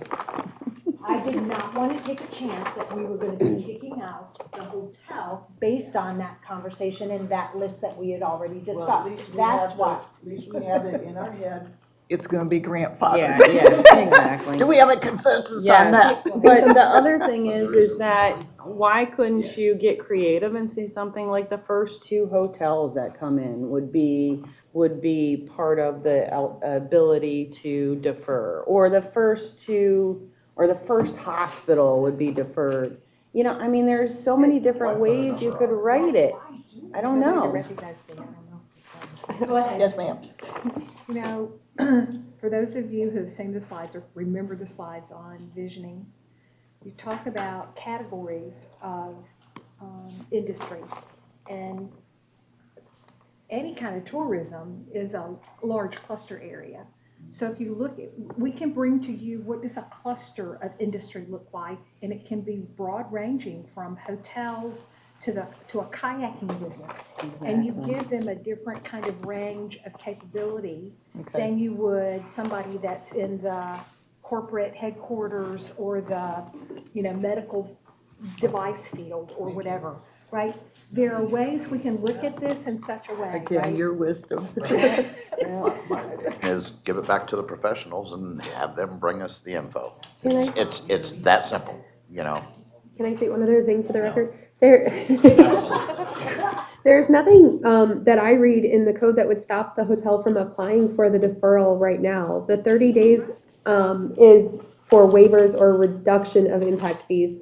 For the deferrals, it just has to be submitted prior to the due date for payment. So they could come in now before we even do any more work on this and request that deferral. I'll stop by. These are my boys from Michigan. So is there anything else we need to do So- so that we can go? Some of You us wanna have go to other work or jobs. something? Yeah, I want to go to work. That pays.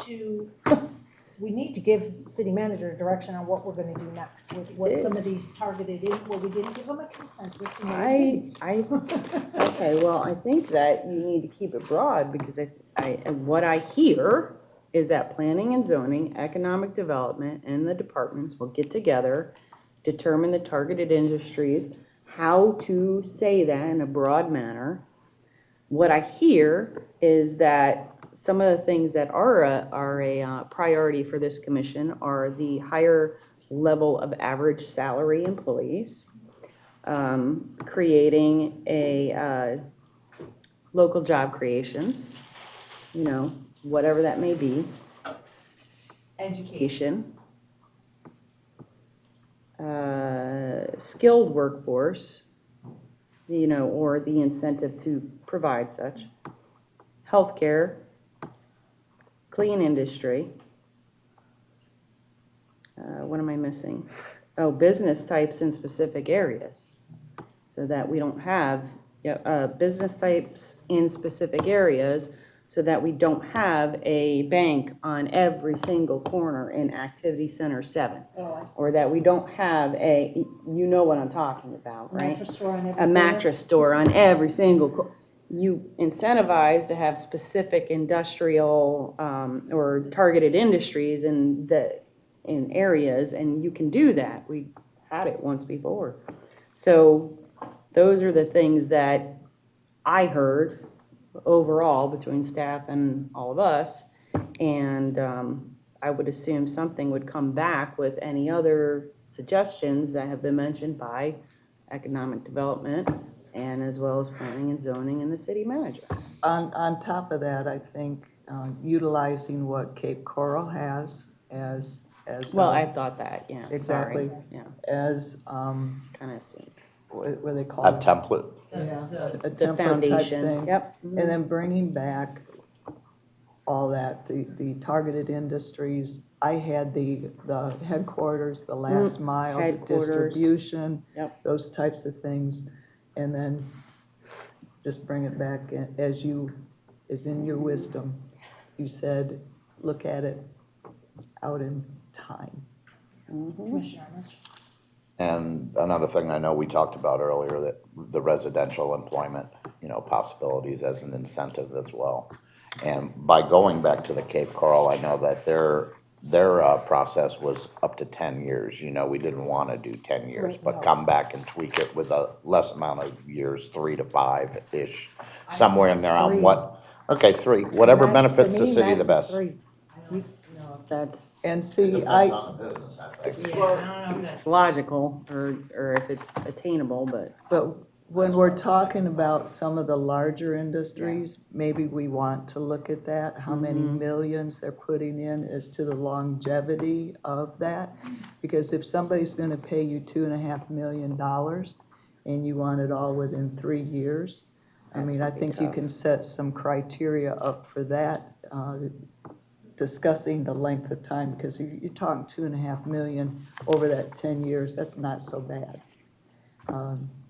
Or somewhere in between. Well, that's why I was thinking 3 to 5-ish, and it could be negotiated as a, business by business, depends, because if they're going to utilize, say, the educating factor of it to create their own skilled workers and then put them on the books as an actual job creation side of things, it may be two separate. And this is why I'm thinking staff just needs to get all of that together and come back with it.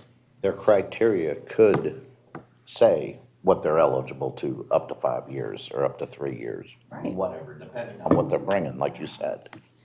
It's not easy to keep workforce, period. Let alone. It's not, but I'm thinking, along the lines of the medical, if a hospital come in, they're generally bringing in doctors and nurses that are already educated. They don't have to set up, the workforce in that type of way. But they're gonna pay millions in the age.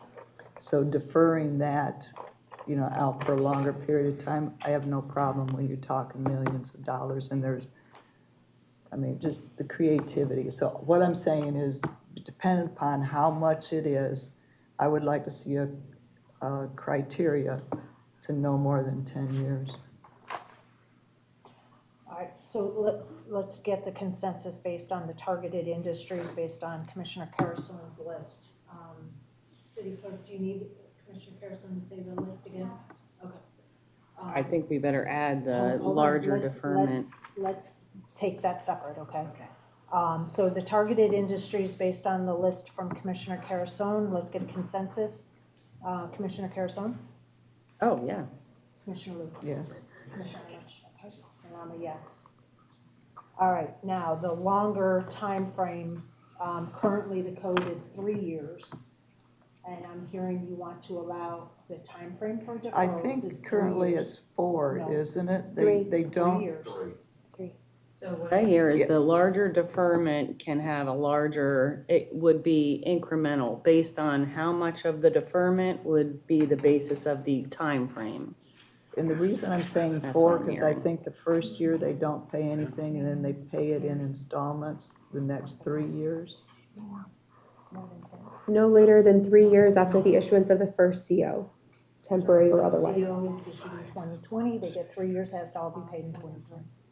They're still not paying anything at the CO. I think we can bring that back. 3 years after, They have 3 years from CO. from CO.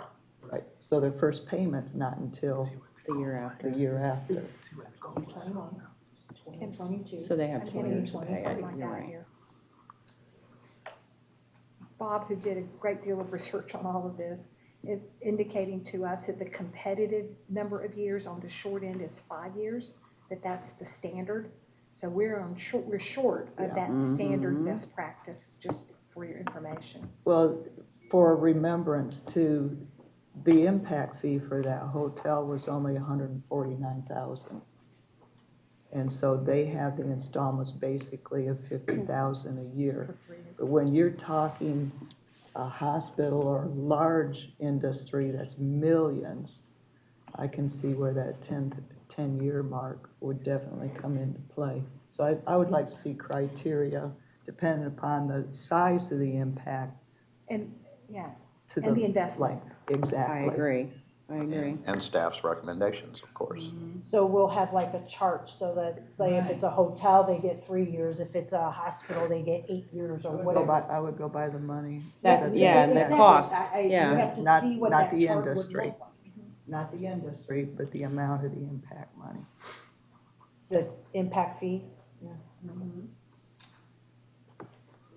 All right, so we'll have like an incremental chart, okay? Consensus? Yes. Yes, yes, Yes. yes, okay, 4-0 on that one. So the length of time is based on the chart that you provide. Yes. I'm still writing.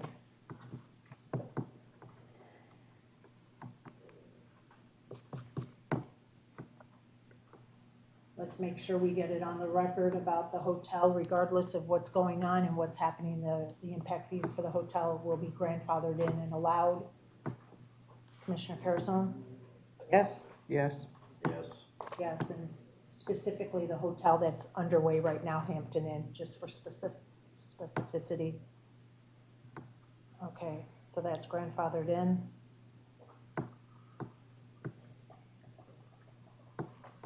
And I don't know if we need anything else. Oh, I Yeah, wanted to right. talk about existing businesses.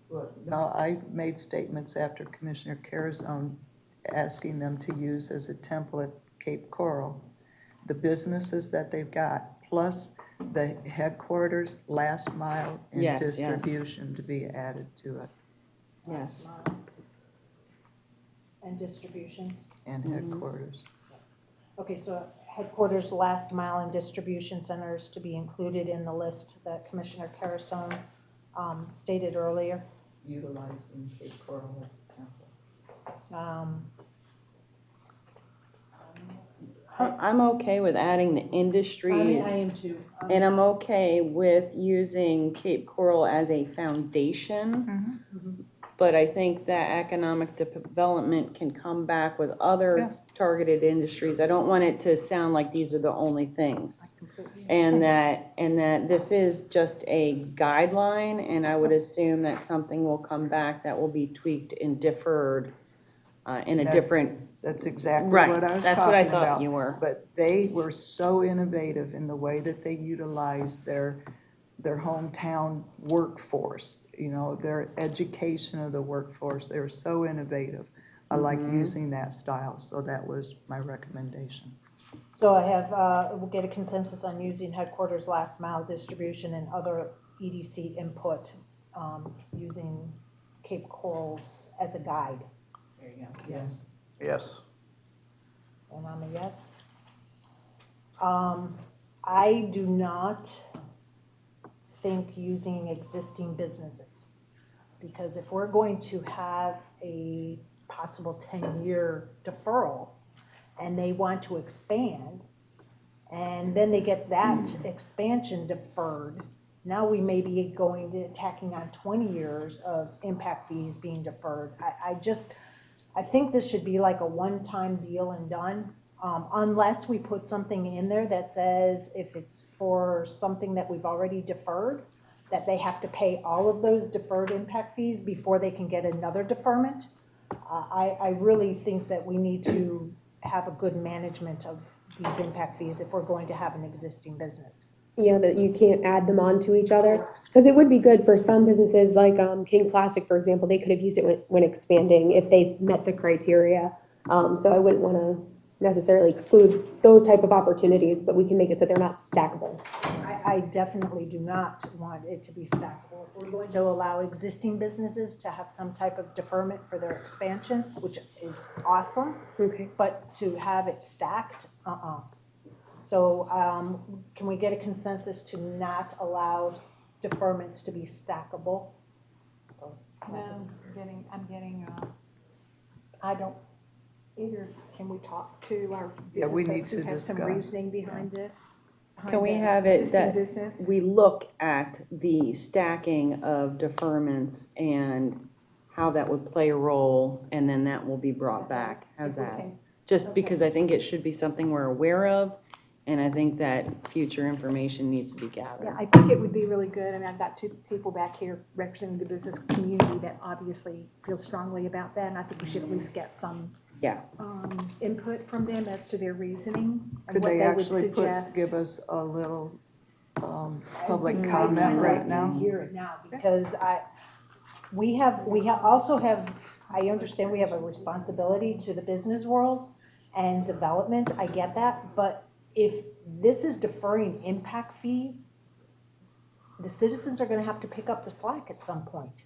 And that then becomes, where is it equitable, where is it fair?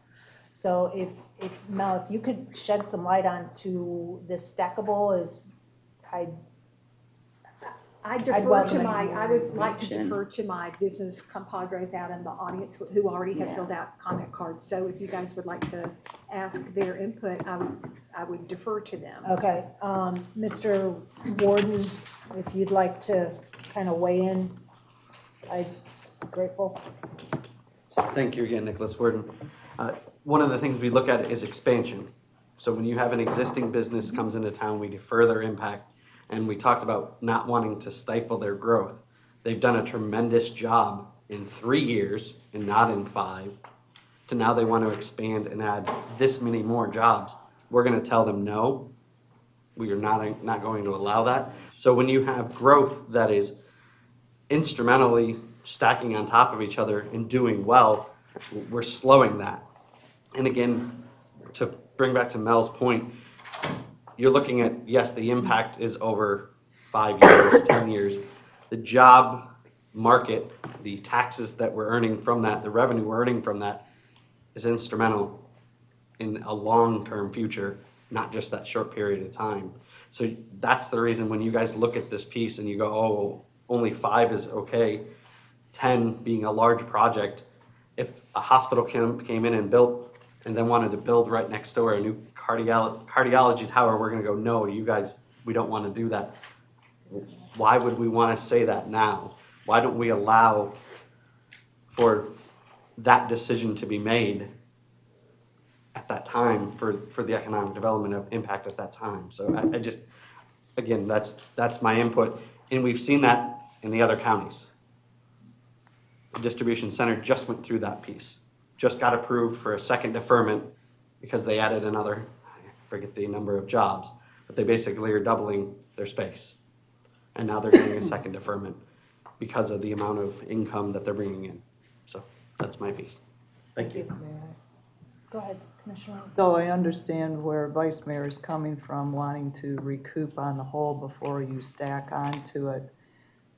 To me, that's an agreement that you're in the middle of, and I don't want to renege on my agreement with them. If they have expanded, they're successful enough, they want to expand, and they fit the criteria that we have for that expansion of existing, I don't have a problem with giving a deferral at that point in time to that section, that growth. And that growth may be off-branch. It may not even be like King Plastics where they added on to their factory. Could be it's a second location that they're expanded to. So that's my say on it. But I would like to have that information brought back, as Commissioner Carazone said, so that we Let's could get some more information. further One more. discuss too. Let's get some more information, so we'll get a consensus staff. Rich has comment. I'm sorry. Rich Suggs Oh, wanted to. Mr. Suggs, you wanted? Well, he should have been standing in line.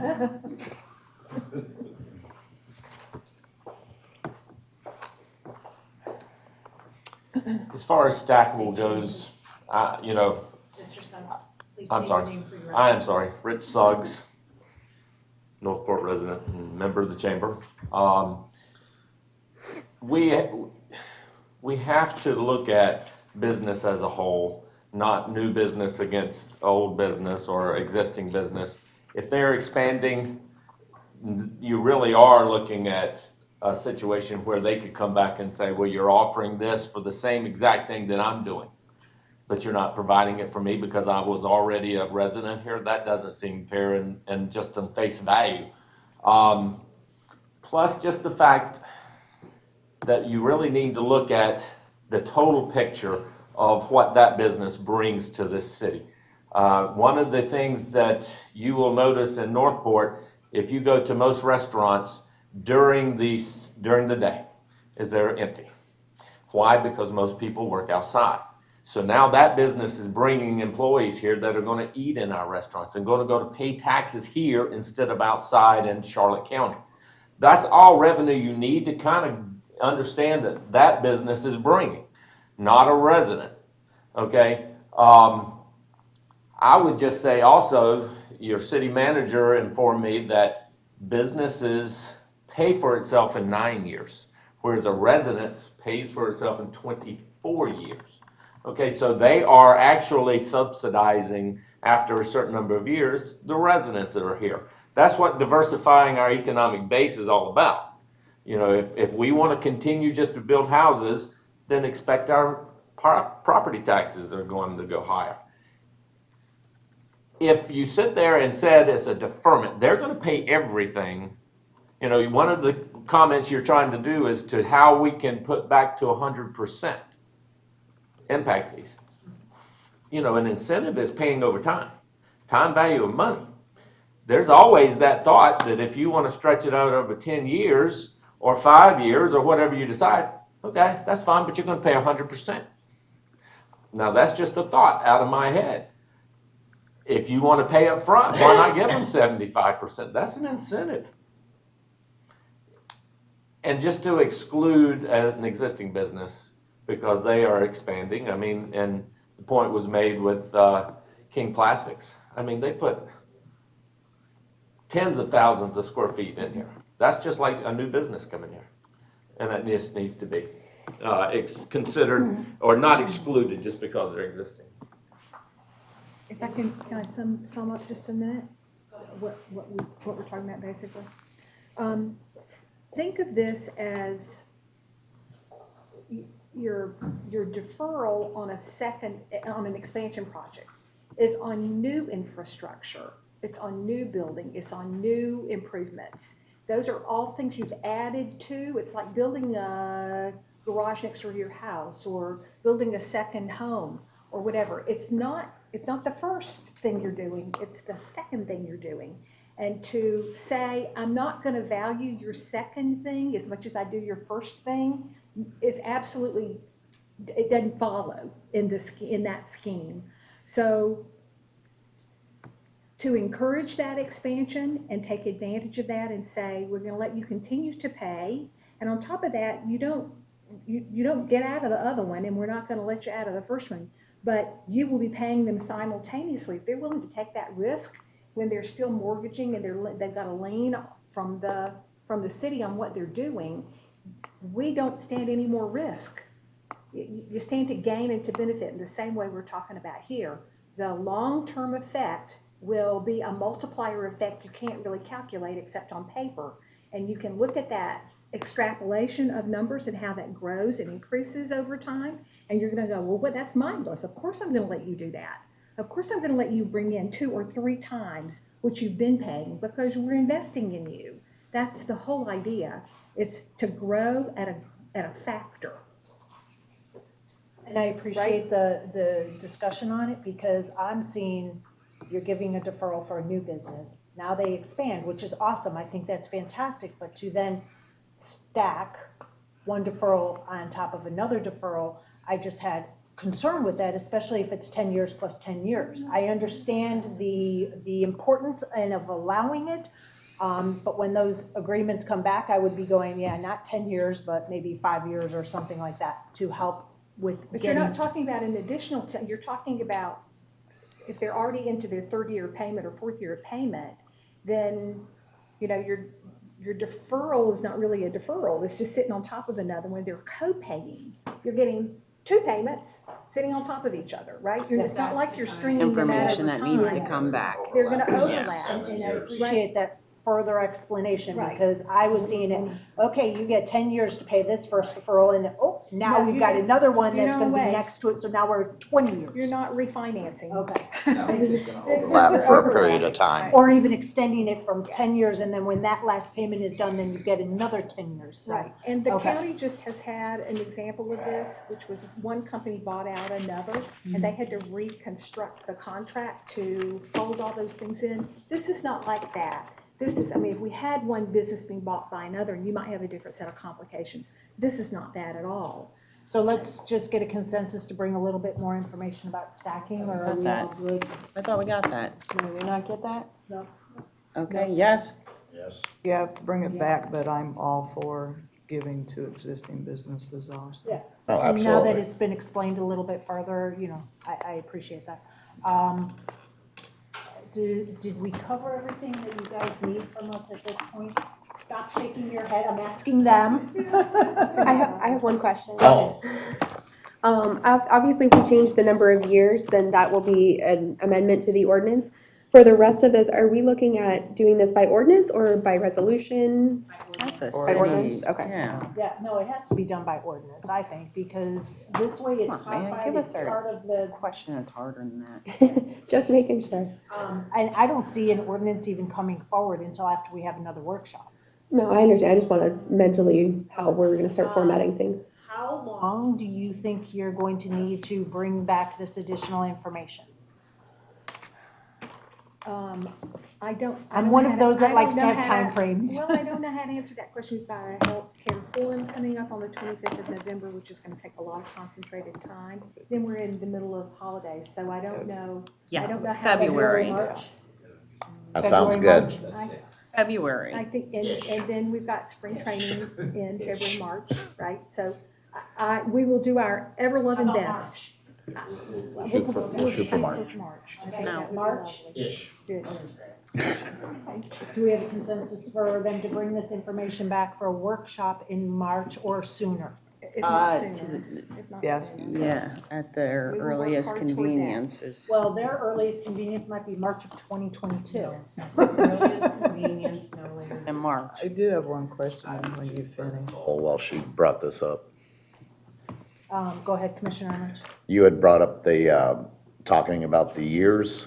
What were you mentioning, just keeping it at the 3 years, or? Yeah, Because I it's- thought we put that back to staff to come back Come to back go I- up to, Yeah, I was just stating that if we change that, we absolutely have to do that by amending the ordinance, because it's in there currently. I wasn't sure about the rest, how we were gonna. anymore. We're ready Yep, to yep, move forward. I absolutely. just wanted to make sure that that was clear. Okay. Thank you. Well, when we bring this back with a new ordinance, it kind of puts that ordinance to sleep, right? We'll be amending the. We'll be the amending current the one. original ordinance. We will be amending it. We'll Wow, bring a new ordinance that will amend the current one. that's what I wanted to hear. I thought there was something else. in there. Okay, We all said right, the same because thing in it's, a different way. it's so much, you're not gonna be able to just redo it. When we were having the discussion about, and I apologize for saying. When we were discussing who oversees these contracts or these agreements and when they make the payments and comes in, that's finance department that oversees that, correct? Finance will manage the payments, but as far as the agreement itself, we'll figure out who will oversee this based on what it comes out looking like. Who oversees the couple that we have now? They're done. They were overseen as the economic development. Okay, so The ones that currently we exist, have, we don't have any right now. Ones that did exist were overseen by economic development, and all the audited information was given to finance to make sure it was right.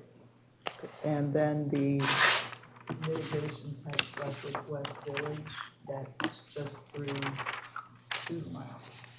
Through the office. Okay, thank you. Okay, does anybody have anything else? No, you were grabbing the right thing. I was checking No, the time. just It's kidding. 11:04 and we're adjourned. Just to be picking on you.